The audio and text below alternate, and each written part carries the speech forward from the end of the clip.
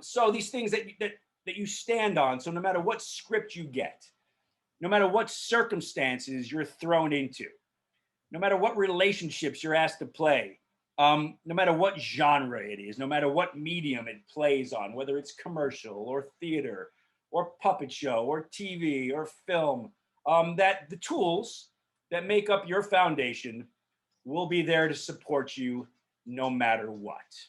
Okay, it's important that the tools that you learn, you work on, that you don't get a script and go, oh shit, I can't use the stuff I learned in class last night.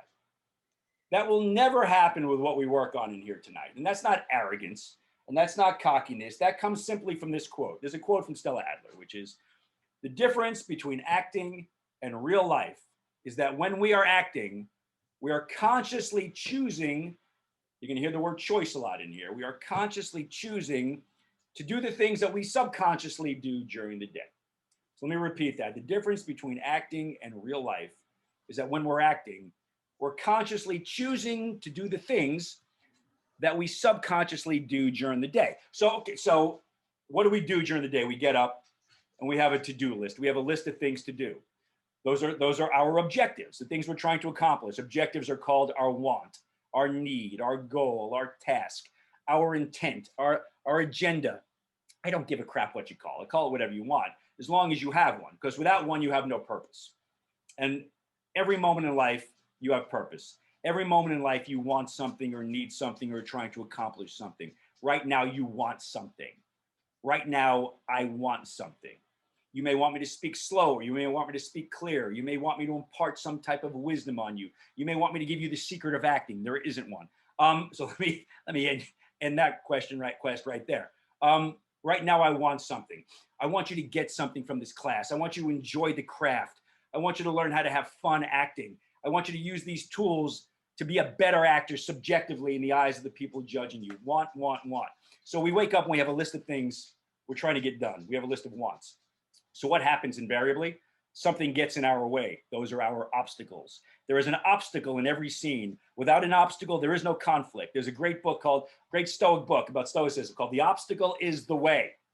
Okay? Without an obstacle, there is no conflict. Without conflict, there is no scene. We want things. Without an obstacle, we just accomplish them. There's no conflict. There's no scene. That's not drama. We want things. We have objectives. Obstacles get in our way. So we must know the obstacle. That's one of our tools. We have a relationship to that obstacle. It's family, friend, foe, thing, animal. We have a relationship to it. So we work on relationship scenarios. Based upon the relationship scenario, based upon how bad we want what we're trying to achieve, based upon the level of urgency, we use tactics. In life, when we want something, we use tactics to try to affect our obstacle, to change their behavior, to try to get them to not be our obstacle. Tactics are actions. Actions, by definition, are verbs. We work with transitive verbs and verb phrases. Something I can do to you, the other person in the scene, my scene partner, my obstacle invariably, something I can do to you, or you can do to me, because I'm your obstacle, because our objectives are in conflict. Something I can do to you without putting my hands on you to try to manipulate you into doing what I need you to do. And by not putting my hands on you, I mean we have to be able to manipulate with our intentions. You can't reach across the room and strangle your reader, the casting director. You are not allowed to touch another actor unless it has been blocked and agreed upon verbally or in contract. Anybody touches you or puts their hands on you without an agreement, red flag. You're the only one protecting you. Everybody says, oh, we got each other's back, until they want the shot and your life hangs in the balance. And I got endless stories of people almost dying on set because, oh, well, you had to get your back. And we'll talk more about those at another time. You get up, you have a list of objectives. Obstacles get in our way. We have relationships to those obstacles. We use tactics, verbs, verb phrases to try to manipulate the obstacle. An example would be to threaten, to warn, to scold, to flirt, to tease, to charm. All of you should have either millions of copies of it, or I just sent you for the first time copies of the verb phrase list or the objective list. I think I sent that to you too as well, Cliff, if you got that. Fantastic. Stella Adler calls it the vocabulary of action. You can read about it in her book, The Art of Acting. What the actor is called to do upon the stage is as broad as life itself and the range of actions he should have at his command must be very wide. An actor, us, must begin to acquire a vocabulary of actions such as, she just lists some verbs. It's just a longer list. Only better because it's longer. The more, and longer means the more choices we have. And the more choices we have, the more time we're going to spend with the script. And why is that important? Well, I'll tell you, because I believe he who spends the most time with the script wins. And you've heard me say this before. Look, wins doesn't mean you book the job, because what you do is subjective to the opinions of the people judging you, and it's a numbers game. Wins doesn't mean you're going to get a call back, because it's still a numbers game, and the work you're doing is still subjective to other people's opinions. Wins doesn't even mean they're going to like you. So what does wins mean? How could you possibly get a win if you're not booking it, you're not getting a call back, and they don't even like me? He who spends the most time with the script wins means he who spends the most time with the script gives themselves the best opportunity to make the strongest choice. The more choices you make, the closer you're going to get to the strongest choice. Now, this is subjective to your own talents, your script analysis. There's a great quote by Adler. There's a lot of great quotes by Adler. Acting has nothing to do with talent. The talent of the actor is in the choices that we make. So she says, acting has nothing to do with talent. Okay, so talent out the window. Then she kind of goes back and she says, the talent, so clearly there's a talent. The talent of the actor is in the choices that we make. So clearly we must be making choices. Where are we making choices? Well, I can choose my objective. No matter what the dialogue is, I can choose to try to make you happy. I can choose to try to piss you off. I can choose to try to make you feel stupid. I can choose to try to make you leave. I can choose to try to get you to stay. I can choose to try to get you to pay attention to me. Choices. Tactically, I can choose to threaten you. I can choose to flirt with you. I can choose to beg, warn, scold, seduce, praise you, insult you, encourage, discourage. Choices, regardless of the circumstances. I can do whatever my analysis tells me to do. Choices. I can choose the relationship scenario. I can treat you like my puppy dog. I can treat you like my mommy. I can treat you like my girlfriend. I can treat you like my boss. I can treat you like a fireman, a policeman, an alien from space. I can treat you as if I am a lawyer and you're a hostile witness. I can choose whatever relationship I want. Puts my focus on you, my obstacle, changes my behavior. I believe good tools do two things effectively. They put my focus where it's supposed to be, which is my obstacle, the thing standing in my way, and it changes my behavior. Two of the benefits of really good acting tools. So we have objectives. That's the thing we're fighting for. We're trying to get done in the scene. Obstacles get in the way. We have a relationship to those obstacles. We use tactics to try to manipulate those obstacles into not being our obstacles. Inner monologue, the subtext, the text below the text. Yes, you have a script and there's dialogue on that script. You know what's even bigger? The subtext, the text below the script, which is made up of all the improvisations you do in rehearsal and the things you want to say, but the writer hasn't given you this, the opportunity to say. And it's your points of view. Do I love the other person? Do I hate the other person? Do I give two shits one way or the other? All the things that are just things you want to say and you're dying to say, but you don't because it's not on the page. But maybe you do anyway, because you know what? The script is just a starting point, and we'll talk about that afterwards. Why is it important to have inner monologue? Because acting isn't talking, first of all. You're not just fighting for your... Acting is trying to achieve a measurable objective under imaginary circumstances. You're not just trying to achieve your objective when you're talking. You don't turn off when you're not talking. Acting isn't talking. Talking's part of acting when there are lines written for us and we have to motivate them. But again, acting is trying to achieve an objective, be it viscerally, verbally, emotionally. How do I know acting isn't talking? For the 8 millionth time for some of you, 30 years ago, Holly Hunter was nominated for an Academy Award for the movie The Piano. She played a mute. She didn't have one line. Was she an extra? No, of course not. She was the lead in the movie. But she had no words. She had intentions. She had wants. She had urgency. She had relationship. She had subtext. Did you know what she wanted every single second? Damn right. Without any words. Any words. 4 years ago, Sally Hawkins was nominated for an Academy Award for The Shape of Water. She played a mute. She was the lead actress. She was up for Best Actress. Not one word was uttered. Did you know what she wanted? Did you know what she needed? Did you know why she needed it? Did you know how badly she wanted it? Did you know what her relationship to her obstacles were? Did you know what her obstacles were? Did you know what she was thinking? Every single second. So I don't want to hear, it's only, one of the rules of class in person has always been, you're not allowed to say it's only one line. You're not allowed to say it. You've already given yourself permission not to work it. Yeah, I can't tell you how many times I've heard people say, well, it's one line. What can you really do with it? I don't know. Holly Hunter had no lines and she had an Academy Award nomination. You have one line, you should be able to move freaking mountains. Imagine what she could have done with one line. No lines, Academy Award nominations. If you're not going to work one line as a casting director, why would I give you a paragraph? If you're not going to solve the predicament in one line, why would I give you 2 pages? Why would I put you up for recurring? Why would I allow you to read for a guest star? God forbid, why would I put you in front of a director for a series regular recurring? Acting isn't talking. Every time you get a circumstances script, your job is to figure out the predicament. Who am I? Where did I come from? What do I want? How bad do I want it? What is standing in the way of what I want? What am I willing to do based upon the relationship? What am I willing to do to my obstacle to get what I want? What are the benefits of achieving my objective? What are the repercussions of not achieving my objective? And every other acting tool known to mankind.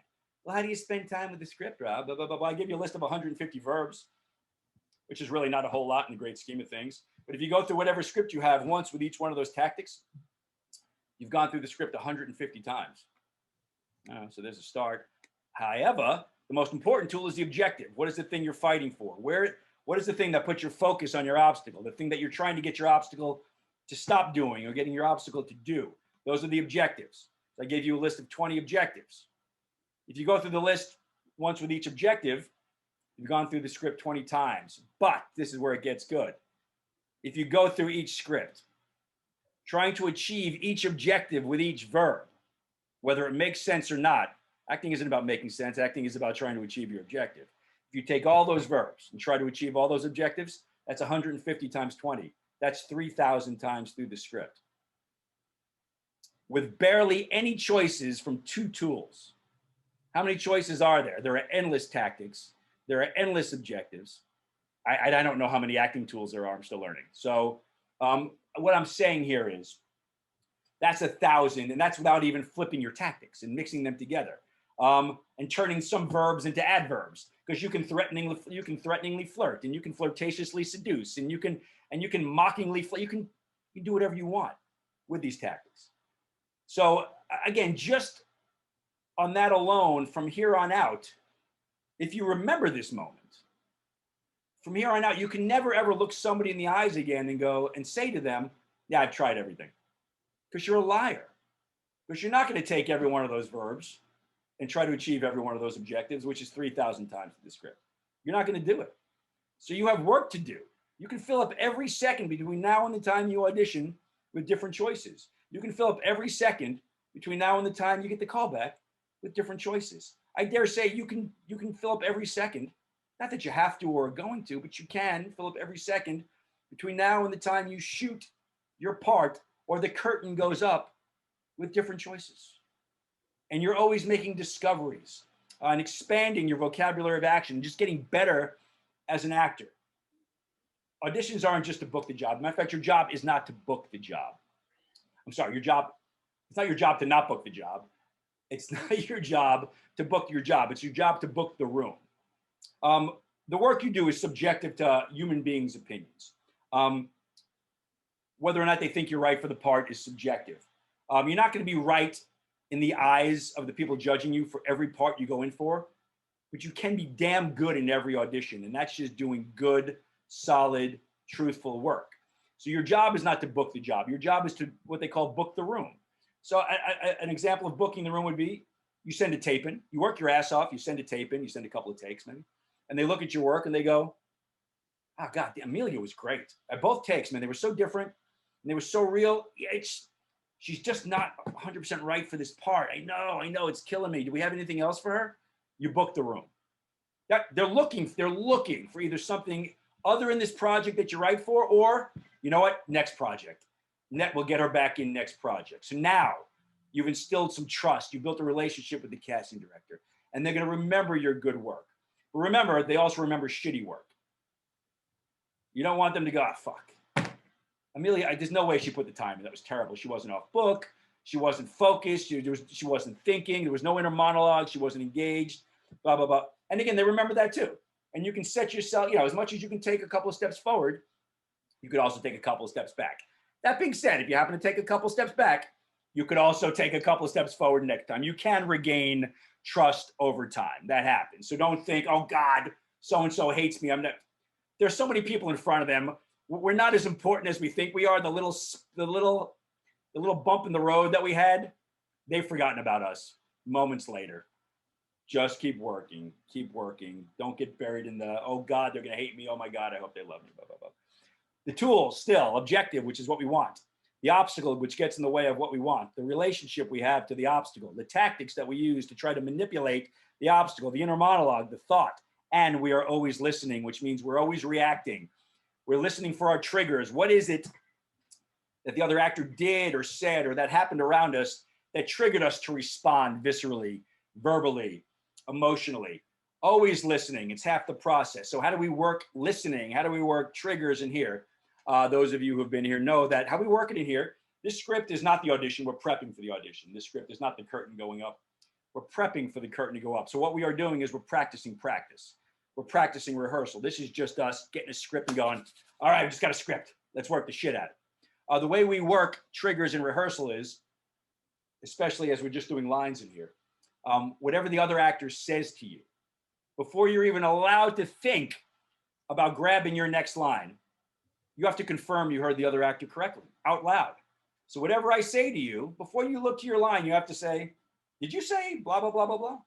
And you have to make me nod my head yes, because everything we do or say in life, we're looking for a reaction. We never do anything for the sake of. We're always trying to get a reaction, a measurable reaction. That's why our objective is called measurable. We have to be able to tell with our eyes, our ears, our sense of touch, taste, smell. Am I achieving it? In my triggers, my objective is to confirm I heard the other person correctly. So if I say to you, Mel, those are some really nice glasses you got on. What are you going to say to me before you think about your next line? Did you just say that these are some really nice glasses that I have on?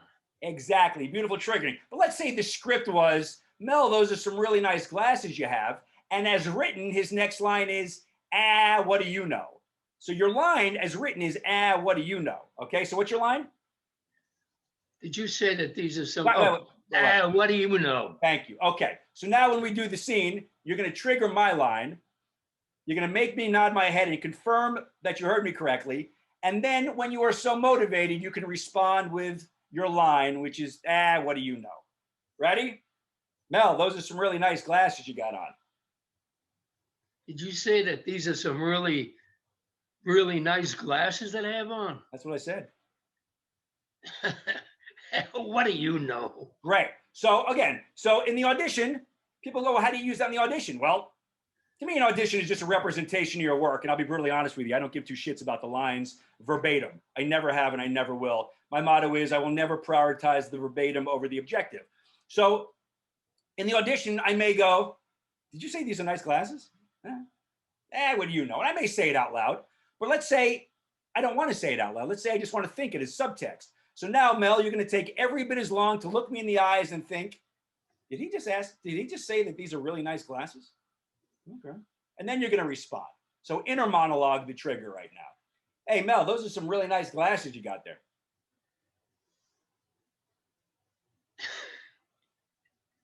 What do you know? Exactly. And the line is written was, what do you know? But if Mel says, what do you know? And doesn't say, you know what happens? Nothing. Because they're not looking at this script. There's no script supervisor in an audition. They're just looking right here.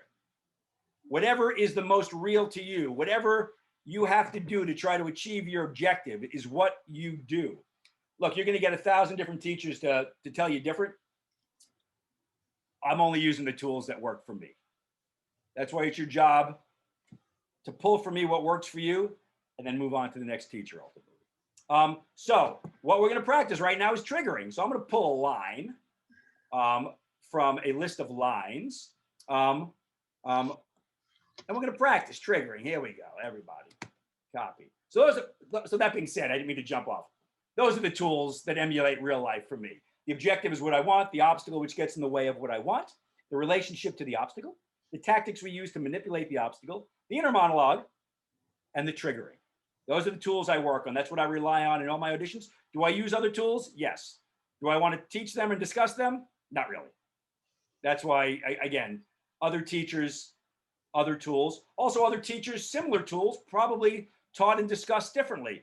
That's the interesting thing about this craft is, look, whether you're studying Strasberg or Stanislavski or Mamet or Meisner or Chubbuck, Adler, Hagen, Moss, endless wonderful teachers, about 90% overlap. 90% are so similar. They all kind of branch off in little different things that they've come up with. But generally speaking, the difference is semantics. One person's objective is another person's need, is another person's task, is another person's want. One person's action is another person's tactic, is another person's verb. Some people combine the action and the objective. A relationship scenario is another person's as if, might be another person's substitution. I don't care what you call it. I don't care how you get there. And by there being, I can't tell you what your goals are and what your dreams are, and what your definition of success is. So let's all come to an agreement that there, when I say I don't care how you get there, there is a place where we're all doing our best work consistently. Let's say that. Can we agree on that? We are doing our best work consistently. I don't care how you get to the place where you're doing your best work consistently, as long as you know how you get to the place where you're doing your best work consistently. Because if you know how you get there, there's a good chance you can get back there. That's why the craft is imperative. You have to have craft. It's a crutch for you to always go to get you there, or to get you away from there if the choices aren't necessarily what they want. Why do you have craft? Why do we work this specifically?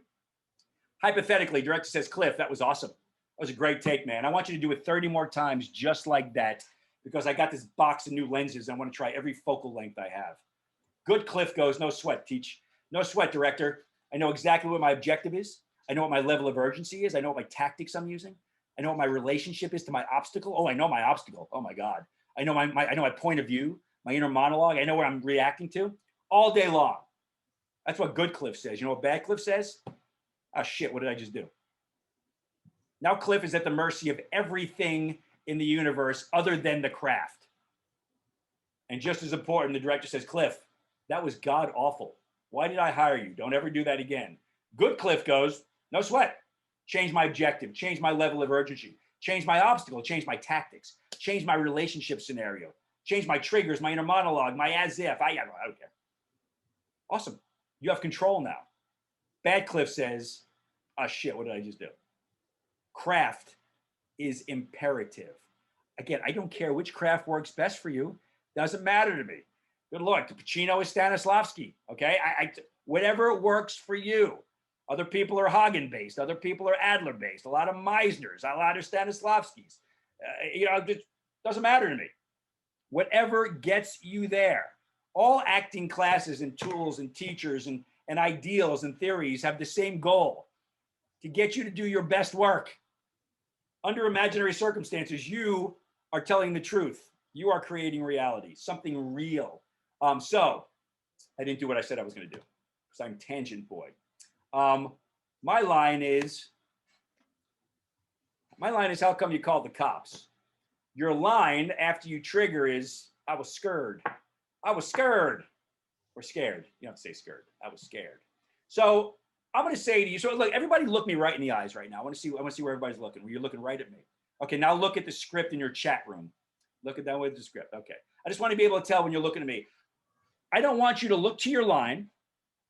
And I do want you to practice looking to the script. I know you're probably off book already. That's fine. By the way, 3 more words than Holly Hunter had when she got nominated for an Academy Award. So there you go. Just saying.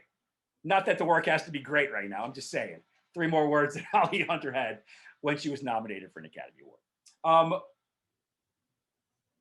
Your job is to confirm you heard me correctly.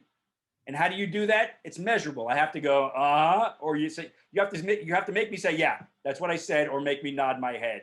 You are not allowed to look to your line till you make me do something. In the words of William H. Macy, your job as the actor is simply to change the behavior of the other actor. I'm not confirming what I said until you make me confirm what I said. You are not allowed to say your line and grab your line until my head is nodding. Mel, how come you called the cops? Did you ask me how come I called the cops? Yeah. Yep. I was scared. Oh, were you? You big baby? Just kidding. That's not one of the lines. But that's how you get off on an improv. So what I forgot to say, thank you. If I ask you a question, I want you to start the trigger with, did you ask me? If I make a statement, I want you to say, did you say? It's just going to help you in your head and formulate it and turn it into playable dialogue. It's going to make more sense for you. And you'll see.